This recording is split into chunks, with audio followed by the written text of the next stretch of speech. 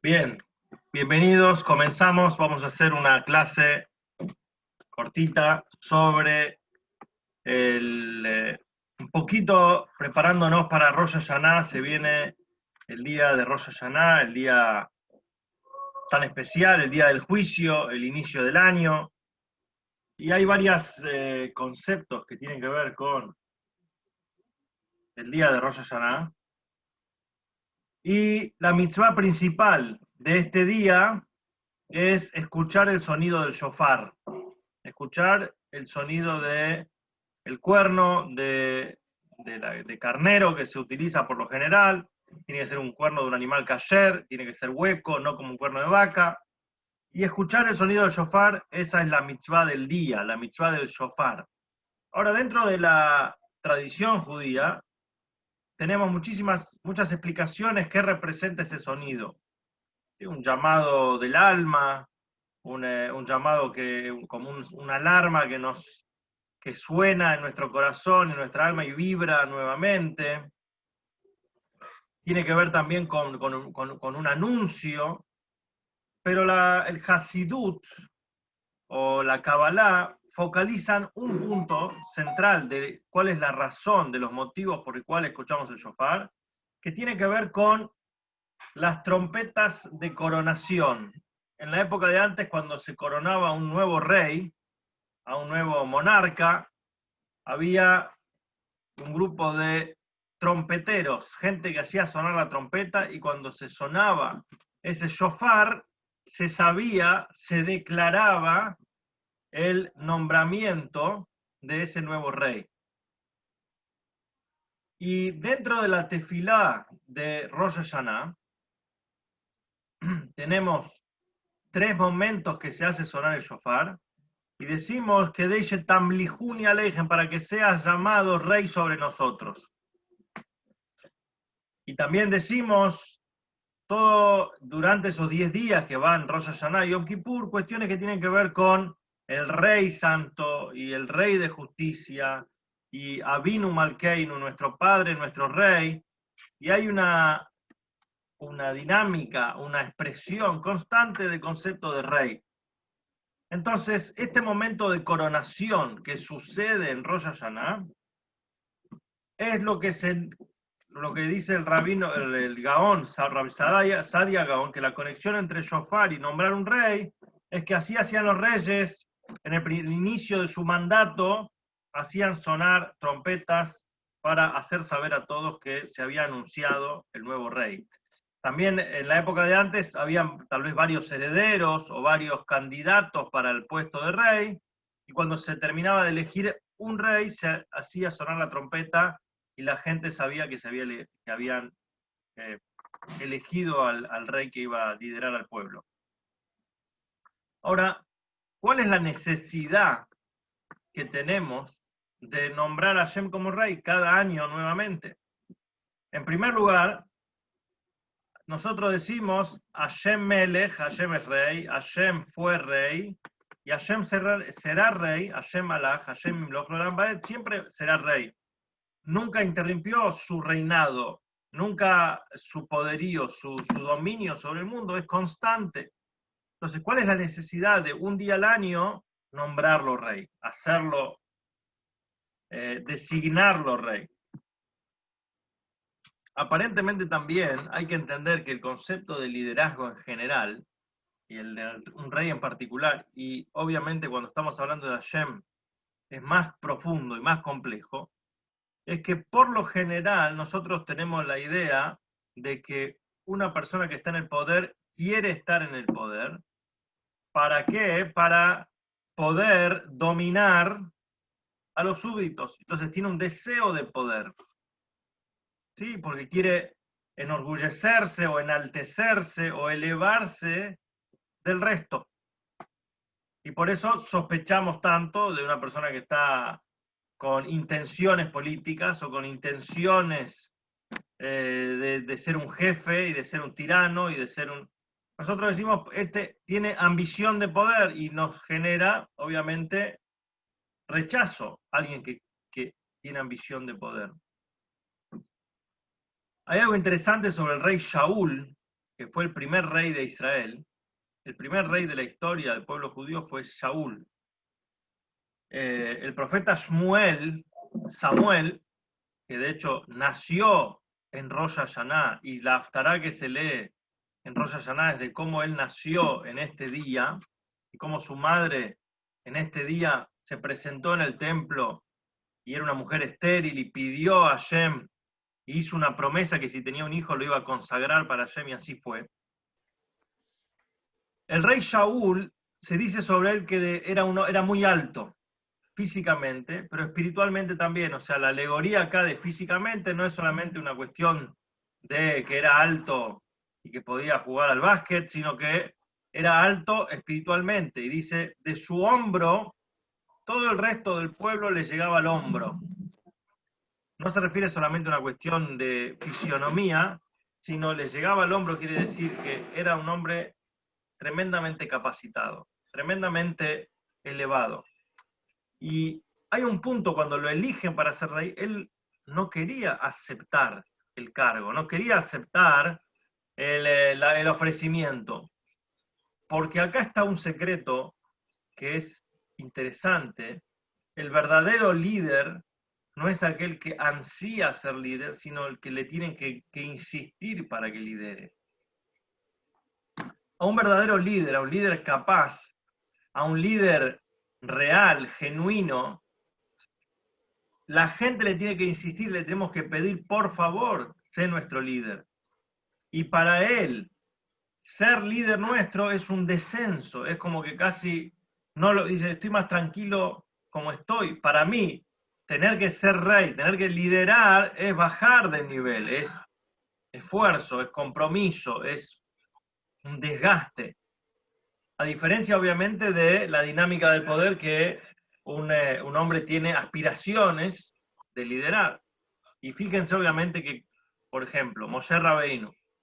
Moshe, el gran líder de Israel, lideró 40 años, era el rey, era el líder. La Torá nos cuenta también cuando lo fue a buscar a Hashem.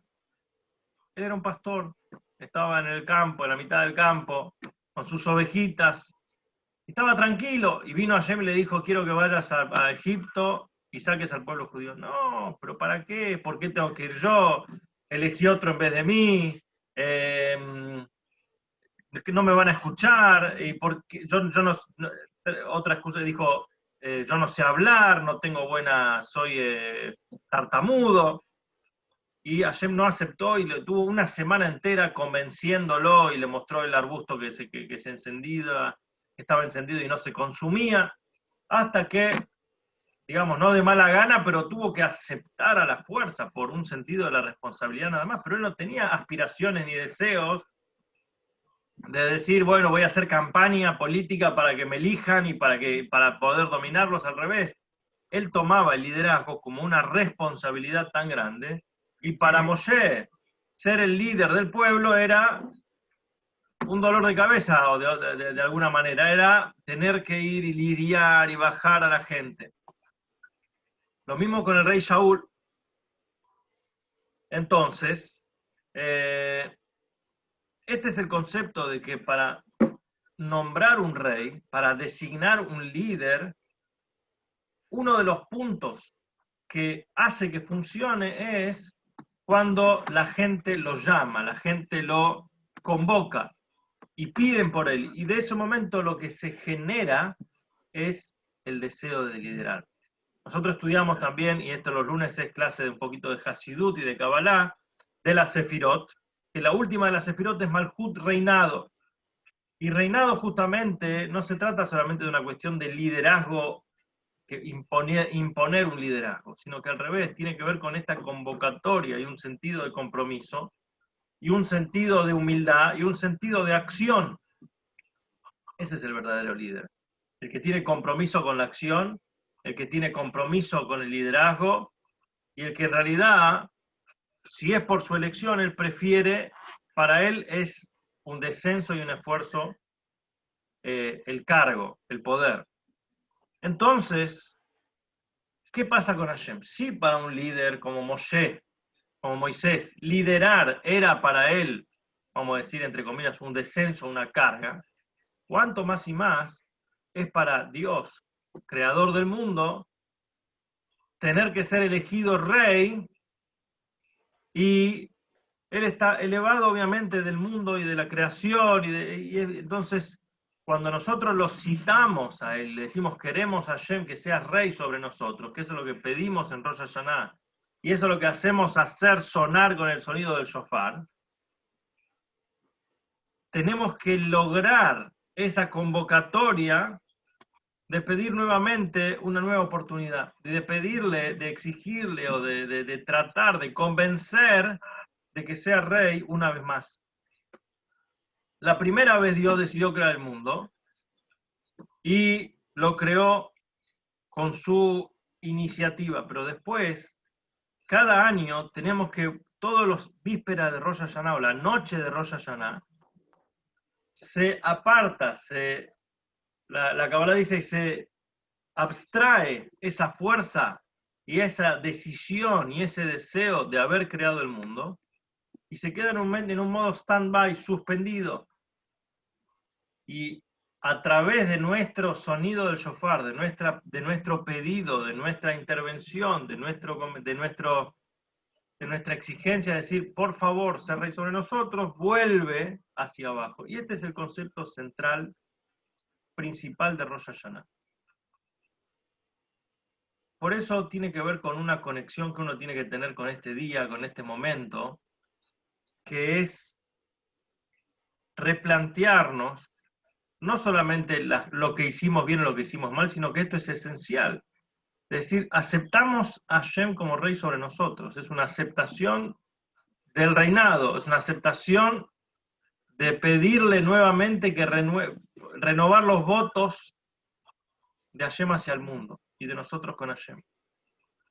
Y como dice la Kabbalah, que está en un estado abstracto y hay que, con el sonido del shofar, lo atraemos nuevamente al mundo y se renueva y se reinicia, se resetea todo como en un principio, como la primera vez o como cada año. O sea, como que cada año se resetea el deseo de Dios de crear el mundo y de mantener el mundo y de sostener el mundo, y es a través del trabajo de la persona, de nuestro esfuerzo y de nuestra iniciativa y de nuestro pedido, es que lo volvemos a traer, y por eso obviamente el año viene con energías nuevas, energías renovadas. Ahora, es verdad, es verdad que esto sucede y que entonces acabamos de decir que una vez que se abstrae el deseo o el placer que tenía, tenemos que volver a reinarlo. Pero la pregunta es por qué todos los años tenemos que volver a practicarlo. Entonces, ¿por qué a Hashem no le alcanzó con que una vez lo reconocieron o que una vez le pidieron que sea rey? Y es mandato firme, mandato continuado. ¿Por qué tenemos que hacer la reelección todos los años? ¿Por qué tenemos que hacer la reelección? Vieron, en Israel este año se hicieron 4 votaciones hasta que eligieron primer ministro y después tuvieron que hacer un consenso y una consolidación y 4 veces fueron a elegir. Es cansador. En Argentina se vota una vez cada 4 años, presidente. Obviamente no se puede comparar la elección de Hashem con la elección de una persona de carne y hueso, pero en el ejemplo que tenemos es si realmente nosotros votamos por Hashem, no hace falta que hagamos reelección, es indefinido y estaríamos perfectos. ¿Por qué todos los años tenemos que volver a votarlo, volver a elegirlo, volver a llamarlo de alguna manera, a seducirlo de que siga y que insista y que le dé una nueva chance a este mundo? Entonces, el Admur Zaken, que hoy es el día de su cumpleaños, el día 18 de Lul, es una fecha hasídica tremenda, que es el día del cumpleaños del Baal Shem Tov, del fundador del hasidismo, y del Alter Rebbe, del primer Rebbe de Chabad.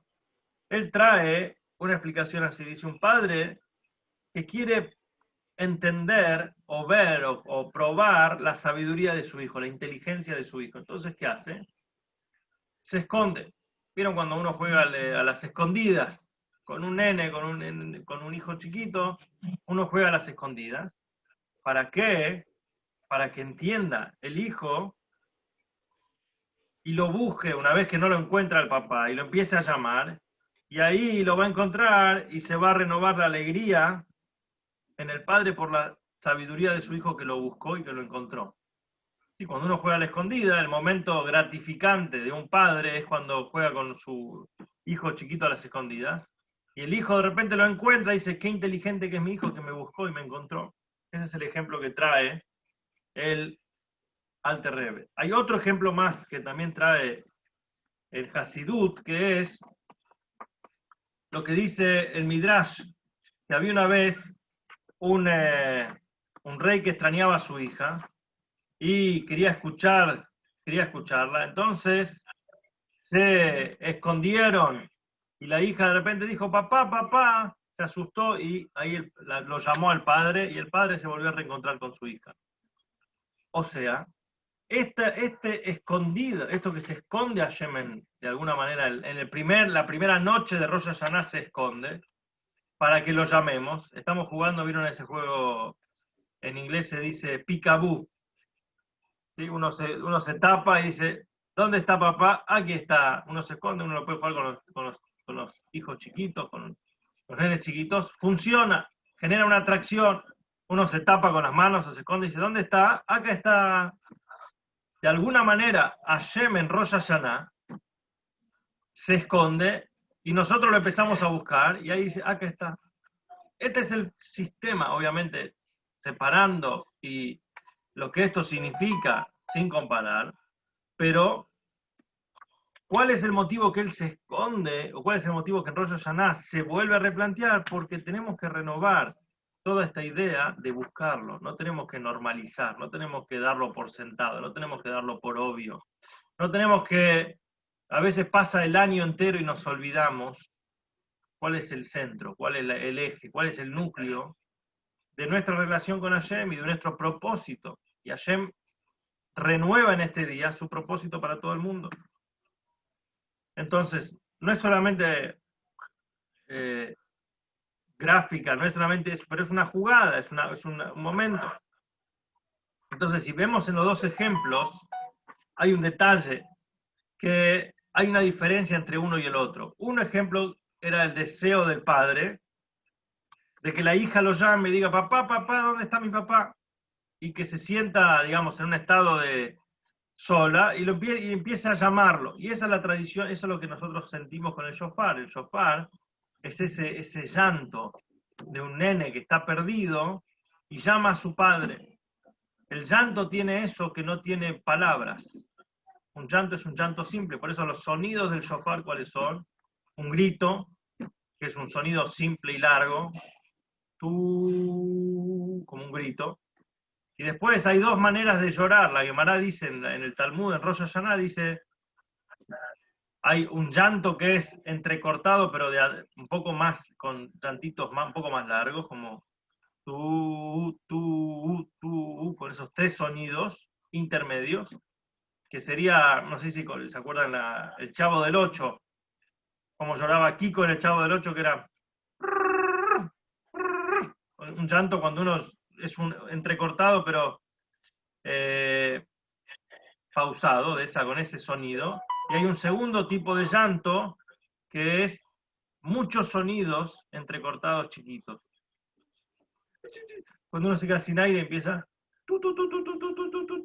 ese sonido, 9 sonidos cortitos. Y la métrica de los sonidos del shofar es que el sonido largo tiene que ocupar 3 sonidos medianos y el sonido largo tiene que ocupar 9 sonidos chiquitos en tiempo. La duración del sonido largo tiene que ser como 3 medianos y como 9 chiquitos, e incluso nosotros tocamos, uno de los sonidos es 3 intermedios y 9 chiquitos, y serían 18 sonidos cortitos, porque tenemos los 3 largos, los 3 intermedios valen 9 chiquitos, serían 18, y ese tiene que ser el sonido del sonido largo, la duración. Pero vemos que todo tiene esa relación con el llanto, con la búsqueda del padre perdido.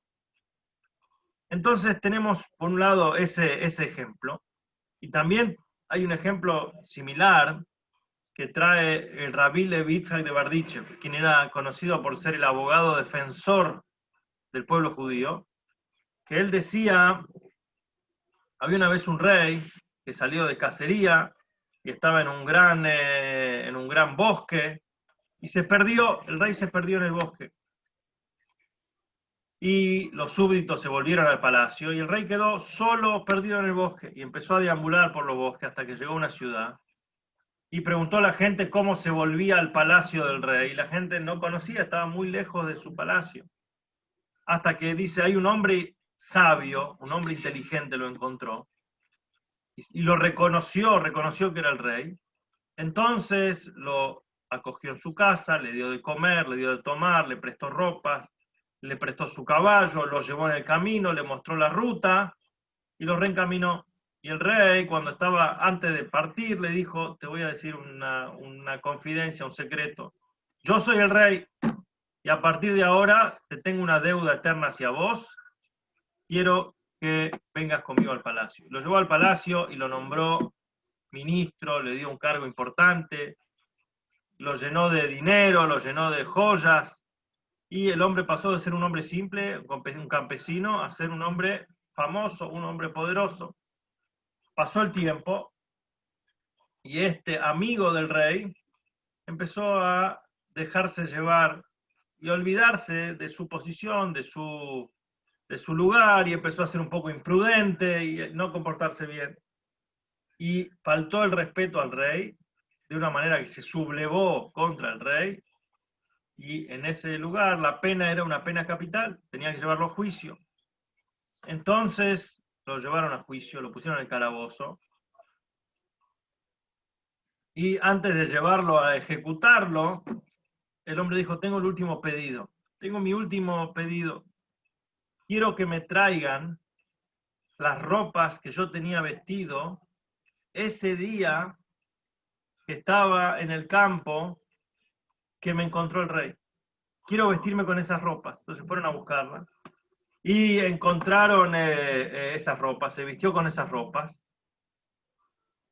y que por favor el rey también lo vistan con las ropas que tenía en ese momento, y quiero hablar con el rey ahí. Y fue cuando estaba vestido con esas ropas, se presentó frente al rey, y el rey tuvo un acceso a su memoria, tuvo un recuerdo, y en el recuerdo se acordó la deuda que tenía con este hombre, o la gratitud que tenía con esa persona,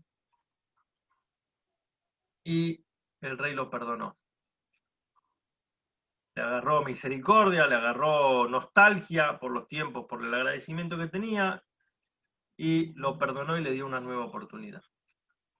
Acá hay varios puntos, pero uno de los puntos acá es la que el hombre recapacitó que se había equivocado. El hombre se dio cuenta que cómo empezó todo y cómo convenció al rey de que lo perdone, justamente volviendo a la esencia, volviendo al inicio de todo. Así también, en el momento de la entrega de la Torá o de la salida de Egipto, el pueblo judío recibió, fue el único que estaba dispuesto a recibir las 613 mitzvot, la responsabilidad que es ser judío, porque ser judío es un orgullo, pero es una gran responsabilidad. Y nos comprometimos en el monte Sinai a ser ejemplos, a cumplir una función de luz, una función de luz entre las naciones, una función de transmitir la palabra divina a toda la humanidad. Y a veces nos desviamos del camino, nos olvidamos de nuestro propósito. Entonces, cuando llega Rosh Hashanah, ese es el recuerdo, ese es el shofar. Así como en el momento del Sinai sonaba el shofar con gran tumulto, como dice la Torá, en la entrega de la Torá, en Matán Torá, en el monte Sinai, sonaba el shofar. Volvemos a tocar el shofar como aquella vez para recordar nuestras ropas y nuestro momento. Cuando uno desmenuza un poco a fondo este ejemplo, entonces podemos encontrar dos pasos en el rey. El rey, cuando está en el bosque con sus ropas sencillas, es como el rey está despojado de su realeza. Y como continúa diciendo, como el hombre llevó al rey del palacio, del bosque, y lo devolvió sobre su trono, es un ejemplo de esta idea que dijimos antes, que elegimos el líder y le pedimos que sea líder sobre nosotros. Al líder que no quería hacerlo, al líder, el rey en el campo, el rey en este momento con sus ropas comunes, es el rey que estaba lejos del palacio. Y este hombre sabio, este campesino sabio, vio las cualidades que tenía el rey y las fomentó. Pero hay otro detalle acá, que el hombre era inteligente, era sabio. Y su sabiduría era reconocer al rey, inclusive cuando está vestido con ropa sencilla. ¿Por qué? Porque no veía solamente la parte superficial del rey. Entonces también con nuestro vínculo con Hashem es un poco esta idea. Podemos tener el vínculo solamente para pedirle cosas. A veces la relación de uno con Dios es pedirle, quiero salud, quiero sustento, pero no se trata todo de un pedido. El vínculo es como, imaginen una relación de padre-hijo o una relación que lo único que hacen es pedir, pedir, pedir, pedir. Eso no es. ¿Vieron en Ibrit? Cuando los chicos le piden a la mamá, dame para comprar esto, dame para comprar helado, quiero comprarme una camisa, y dice, que soy un caspomat, que soy una máquina de expendedora de dinero. ¿Vieron? La ATM, vieron que uno dice, poné la tarjeta y sacá el efectivo. No soy un cajero automático. La relación es otra, no es un vínculo solamente de pedir y dar. Y también con Hashem, llega Rosh Hashanah, nuestro vínculo con Hashem no es de pedir y dar nada más. Pedimos, a ver qué poder. Imagínense si uno en vez de pedir en Rosh Hashanah le dice a Hashem, en vez de pedirte este año, ¿qué puedo darte? ¿Qué puedo ofrecerte? ¿Qué te gustaría? Imagínense cambiar un poco la perspectiva. Te pedimos un año bueno, dulce, está pidiendo. ¿Qué puedo darte yo? Quiero hacer un regalo. Me comprometo este año a hacer a tal y tal cosa. Ese es el llamado que le damos ganas de que sea rey de vuelta. Un maestro que tiene alumnos. Si todo el tiempo le piden, está bien. Pero de repente los alumnos le dicen, maestro, le hicimos un regalo sorpresa. Maestro, le escribí una carta para demostrarle cuánto lo quiero. Maestro, le hice usted me es imprescindible, o un agradecimiento, y eso le da a uno motivación. Y vieron cuando uno dice, a veces no se trata de mucho, se trata de lo justo. Y uno dice, gracias a esas palabras que me dijo, puedo seguir adelante. Me da la energía para seguir adelante con lo que estoy haciendo. Una palabra de gracias, una palabra de reconocimiento, cuando uno ve que evoluciona a quien está ayudando, eso es el propósito. Y por eso, en el ejemplo acá, el hombre que volvió a vestirse con sus ropas y le volvió a poner al rey su ropa, le pidió al rey que se ponga sus ropas nuevamente, le estaba diciendo, yo te elegí no con las ropas reales solamente, yo te elegí con las ropas comunes. Y por eso nuestro vínculo va más allá de que vos sos rey. Y sí, yo me equivoqué y por eso también me vuelvo a poner mis ropas de campesino. Diciendo, me equivoqué, me alejé, me desvié. Volvamos a empezar. Volvamos a empezar, te vuelvo a elegir una vez más. Y esto es lo que busca Hashem. No solamente, como dijimos, habían los dos ejemplos. ¿Por qué un padre se esconde de sus hijos? Una vez porque quiere escuchar que la hija lo llame, papá, papá, ¿dónde está? Porque le da placer que lo busque. Pero hay una segunda manera. Porque quiere descubrir que su hijo es inteligente, como dijo el Alter Rebbe, y lo va a saber encontrar. El verdadero juego de las escondidas es cuando un padre se esconde porque quiere que el hijo lo busque y lo encuentre, y va a demostrarse ahí que su hijo es inteligente, que su hijo va a reconocer al padre escondido. Y eso es un poco el concepto de Rosh Hashanah y el concepto de volver a elegir a Hashem como rey sobre nosotros. El pedido que nosotros decimos en Rosh Hashanah, del Hijo que dice, reina sobre el mundo entero nuevamente, es una acción del Yehudí, una acción de cada uno, un pedido que reine sobre el mundo, y por eso, a pesar que viene del corazón, de todas maneras, tiene que haber una actitud, una acción, tiene que ver con todo. Y a través de la diferencia general entre la fe y el resto de las cosas, de las partes del cuerpo humano, de las partes de la parte del alma, el reconocimiento, la fe hacia Hashem no es como un resultado de la acción de la persona.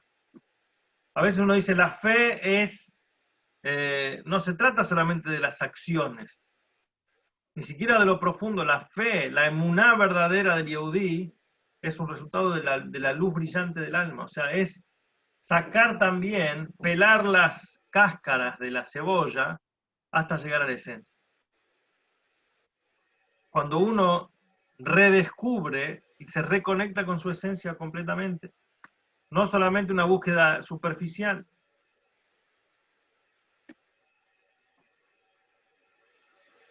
Y por eso dijimos que hay una de las canciones que se cantan en Rosh Hashanah, que es Behol Ma'aminim, y todos son creyentes. Behol Ma'aminim, y todos creen, y todos tienen emuná. Y por eso nosotros somos considerados creyentes, Ma'aminim, ne Ma'aminim, personas creyentes, hijos de creyentes.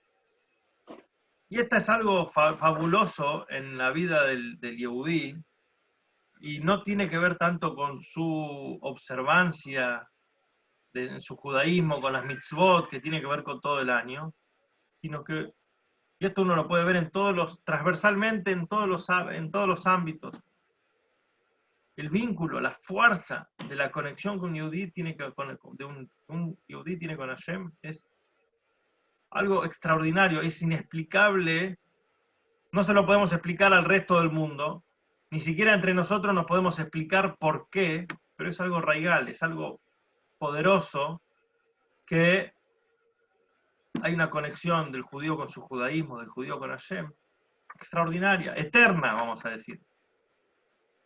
No, no es comparable a la nacionalidad ni al vínculo en toda la historia. Seguimos adelante 3.300 años después, y puede uno no practicar la Torah todo el año, pero Rosh Hashanah y Yom Kippur los llama, tiene un llamado de su alma que lo atrae, que lo convoca. Porque es algo de la esencia misma. Y así como el hijo inteligente descubre a su padre incluso cuando está escondido, también la conexión no es solamente con el pedido, sino que es una conexión eterna que tiene que ver con el vínculo con Hashem. Y como dijimos anteriormente, para despertar nuevamente el deseo, la voluntad de Hashem para reinar sobre el mundo, tenemos que llegar a la esencia misma, y tenemos que llegar a esa esencia de decir que uno está conectado con Hashem, con todo, con su esencia. Y no importa lo que pase, no importa lo que haya hecho, tenemos que volver a descubrir esa esencia. Vamos a terminar con un pequeño maíz. Había una vez un Hasid, un Hasid, se llamaba Remendel Futterfass, alguna vez contamos historia de él. En la generación previa, vivió sus últimos años en Israel, en la ciudad de Kfar Jabad. Era un yehudí que vivía en Rusia, que estaba muy involucrado en la causa judía en Rusia comunista, o sea, clandestinamente ayudaba a que se pueda seguir adelante abriendo una mikve y se pueda seguir adelante viviendo una vida judía bajo las garras del stalinismo y de la Rusia soviética, que obviamente eso era poner su vida en peligro todo el tiempo. Incluso ayudaba a falsificar documentos para la salida, la liberación de judíos de Rusia, pero en un momento el comunismo no necesitaba razones para agarrar a alguien, el solo hecho de ser judío era una suficiente razón, y lo agarraron y lo mandaron a Siberia. Y él ahí contó a lo largo de su vida después experiencia, estuvo casi 20 años en Siberia, experiencia de lo que era la experiencia compartir, de lo que era la vivencia de compartir prisión, que no era ni siquiera una prisión como una cárcel hoy en día, eran gulags, eran casuchas en la mitad de la estepa siberiana, donde se congelaban, donde no tenían comida, y él dice que siempre se llevó bien con todos. Habían asesinos, habían ladrones, habían comunistas, habían políticos, insurgentes, de todo, mandaban a Siberia trenes llenos de gente. Y en un momento estaba en Rosh Hashanah, obviamente no tenía minyan, no tenía nada. Y llegó el momento de la tefilá donde dice, Beholma minimi, todos son creyentes. Y él era un hombre que leía y quería entender lo que estaba leyendo. Y dice, no es falso esta afirmación, no es hipócrita. ¿Qué significa son todos creyentes? Acá vivo con judíos que son ateos, judíos que son de izquierda, judíos que son de derecha, y dentro mismo dentro del Partido Comunista había una rama, había un brazo judío que se llamaba la Yevseksia, que eran judíos más comunistas y más fervientes que los propios comunistas. Y ateos, entonces dice, ¿cómo todos creen? Algunos creen y algunos no. No todos creen. Algunos sí creen y otros no. ¿Cómo justificamos? Hay que entender en su estado, él veía cosas todos los días que eran terribles. Y le quedó esa pregunta en Rosh Hashanah. Y pasaron algún tiempo y de repente él estaba rezando en el bosque, hizo toda una artimaña para perder el día de trabajo, eran trabajos forzados en la cantera, tenía que romper los caminos y él no faltaba nunca, entonces se hizo pasar por enfermo ese día y se escapó de la barraca y se metió en el bosque y se agarró su libro de rezo y se puso a rezar para aprovechar el día de Yom Kippur. Estaba rezando en la mitad del bosque, de repente se da vuelta y ve un sargento ruso, comunista, mirándolo, y al hombre se le cae el alma, se le sale el corazón por la boca, dice, ¿qué va a pasar ahora? Tranquilamente podía sacar un arma y pegarme un tiro. Lo ve que no le dice nada, y lo deja rezar y pasa algún tiempo, y el hombre se le acerca con toda la ropa comunista, con toda la ropa de sargento, y le dice, con lágrimas en los ojos, seguí, quiero escuchar.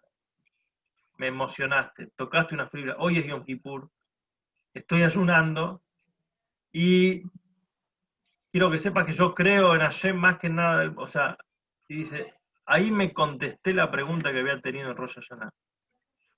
No importa la ropa, no importa si estaba vestido con el traje de sargento del ejército y que era un hombre rudo y un hombre... el punto, esa chispa del alma, no la había perdido.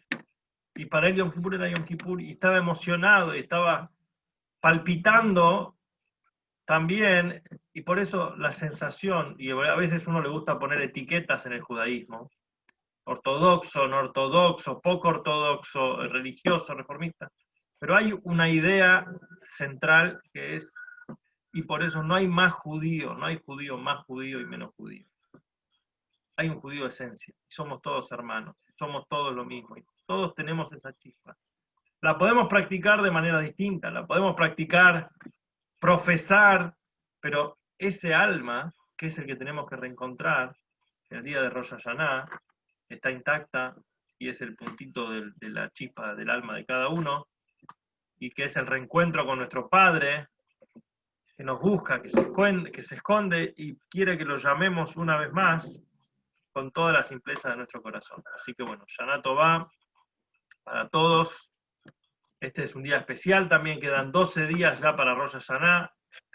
Prepararnos 12 días, 12 meses del año, un día por mes.